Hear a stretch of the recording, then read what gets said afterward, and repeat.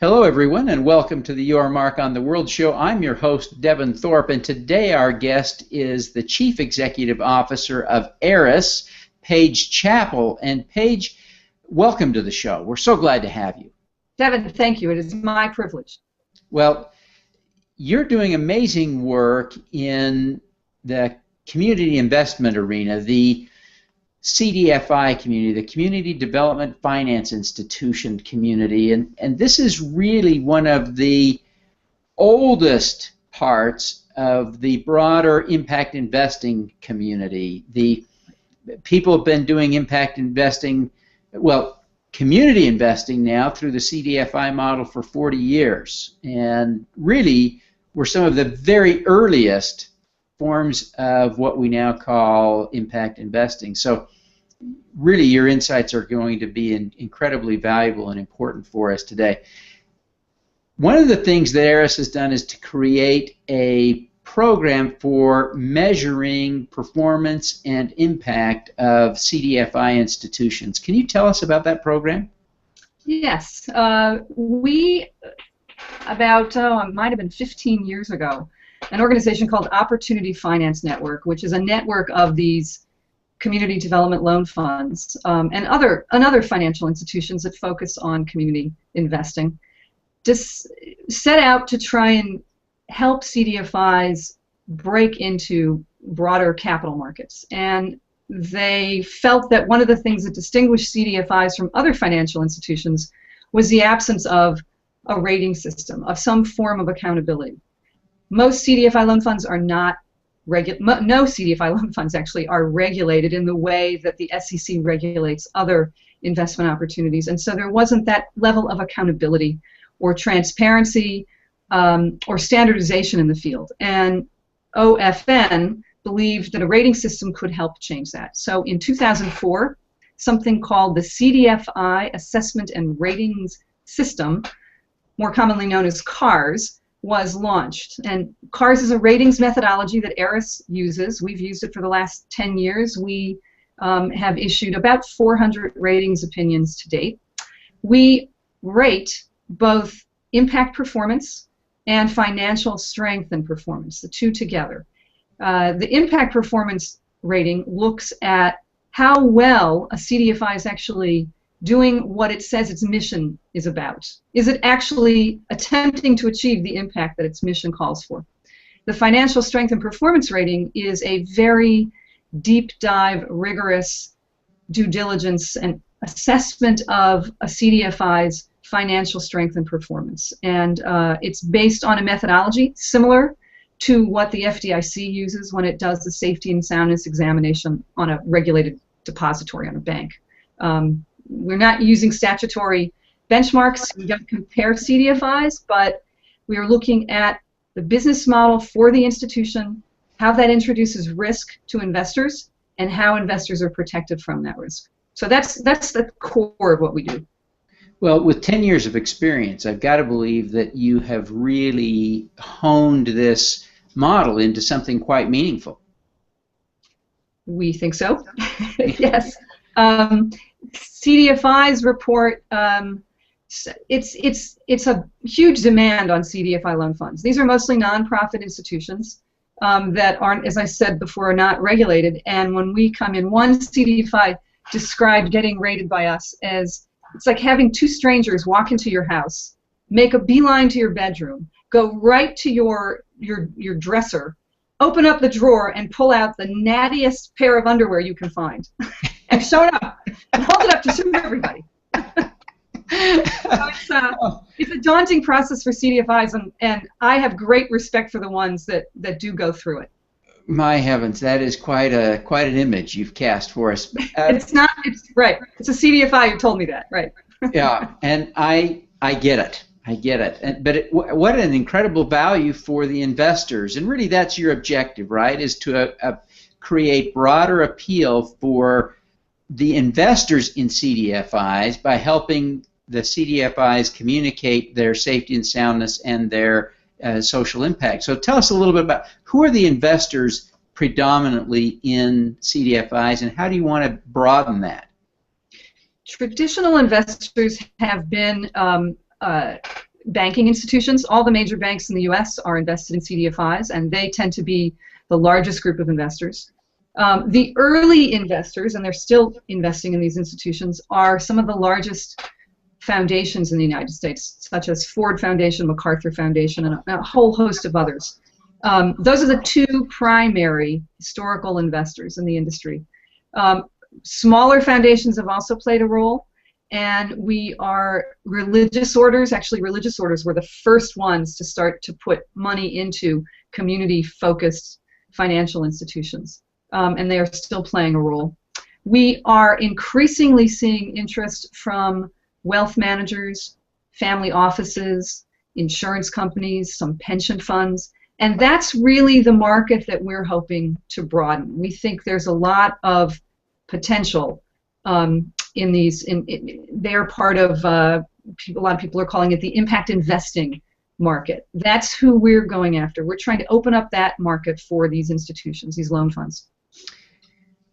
What are some of the missions? Give us some examples of some of the CDFI social missions and objectives and activities. It's across the board.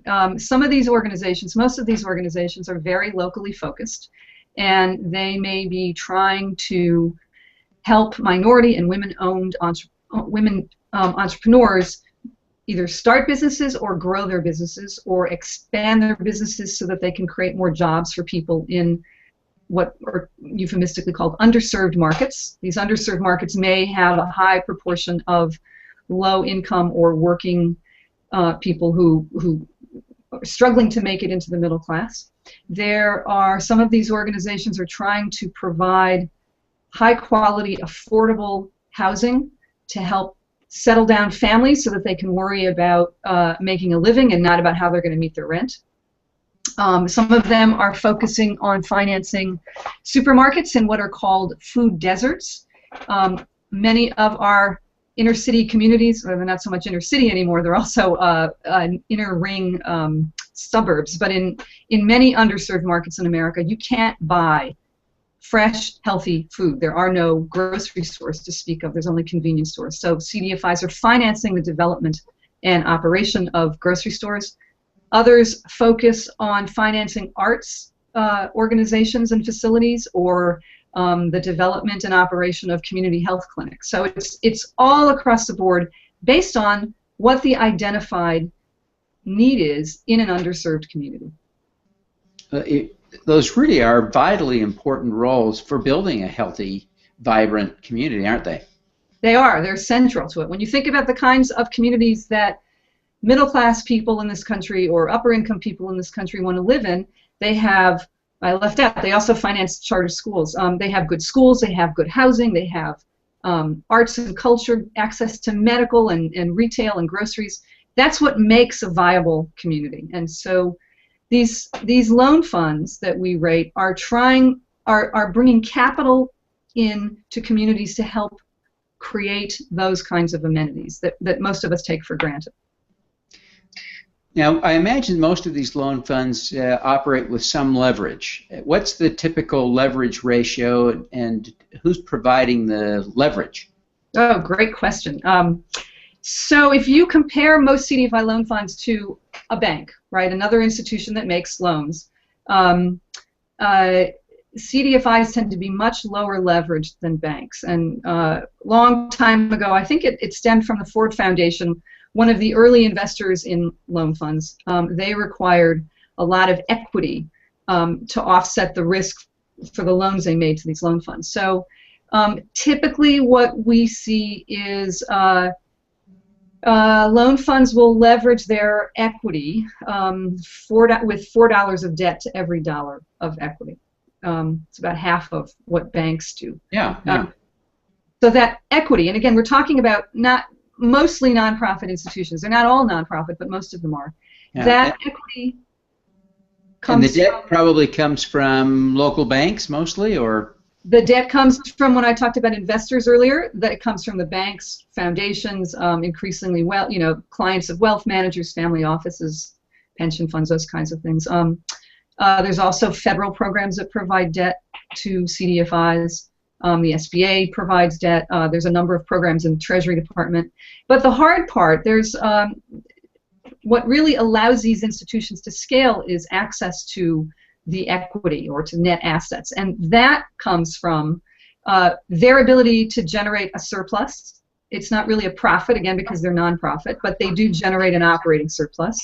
Sure. It also comes from a wonderful program that the federal government has operated for about almost 20 years now, called the CDFI Fund. It's housed in Treasury, and that provides large grants intended as loan capital. That has also bolstered the equity base of institutions, which they've then used to leverage for debt. Fantastic. Well, what is your strategy? How are you implementing your goal to make this more mainstream, to get the word out and to create broader appeal among a broader range of investors? So this is a very long-term goal we've got. It'll take, if we're lucky and we're really good, it'll take 10 years. It's probably going to take 20 years to help CDFI debt become more mainstream. What we're doing, where we're starting, is with investors who have expressed an interest in CDFI loan funds because they're a pure play impact investment.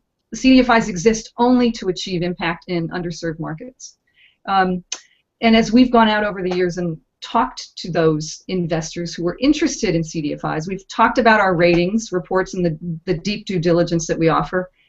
They're not ready. They're trying to get familiar with the industry and its performance over time. So the first step we've taken is to provide access to this incredible database that we have amassed over the last 10 years. We now provide the equivalent of a call report. A call report is something that the FDIC provides for banks. Banks are required to report their quarterly financial and portfolio performance to the FDIC for regulatory reasons. We have a comparable product now so that investors who just want to take a look at financial performance over 4, 5, 10 years for a particular CDFI along with a ratio analysis, they now have access to our data.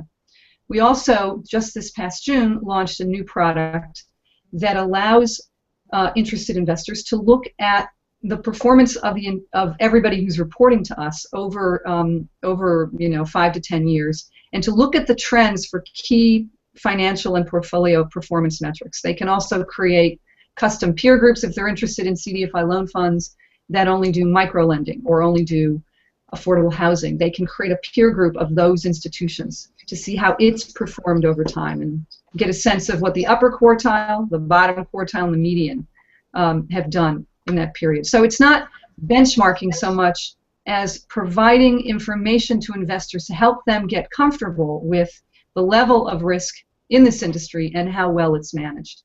So that's the first step. That really is the central part of any investment thesis, right? Is understanding risk and return, and by improving the quality of information, you reduce risk inherently and increase the appeal of an investment, right? So you're doing exactly the right things, it seems like. It's also helping CDFIs. I mean, part of the conundrum that we face is helping CDFI loan funds understand what the capital markets expect of an investment opportunity that's considered mainstream. And so by when CDFIs provide us data, they're not putting data into a black box. They have access to all the data that we make available to the public to make sure, they want to make sure the data is correct, we want to make sure the data is correct. And they can learn from that data. It's an interest, the way we parse the data may be different than how management looks at it or the board looks at it. They can download in the format we present it and share it with the management team and their board and understand how investors are looking at their financial and portfolio performance. So it goes both ways. Paige, this has been a great discussion, and I really appreciate the time you've taken to be with us. Will you take just a minute before we conclude to explain to people how they can connect with you, and who and why people should connect with you? Sure. The easiest way to connect with us is via our website at aerisinsight.com. CDFI.com. I think you can see it on the screen. And the reason you should connect to us is if you are looking for really a relatively safe investment opportunity that makes a difference in America's communities, CDFI loan funds are an opportunity that you should be exploring. But you need to understand what you're getting into and how these institutions do what they do. So I think Aeris is a great source for helping investors understand this industry and understand why it's a good investment opportunity if you're trying to make a difference in your own country. Great. Well, thank you very, very much. It's just been a joy to have you, Paige. We thank you for the great work you're doing and the time you spent with us this morning. And back at you, Devin. All right. Let's do good.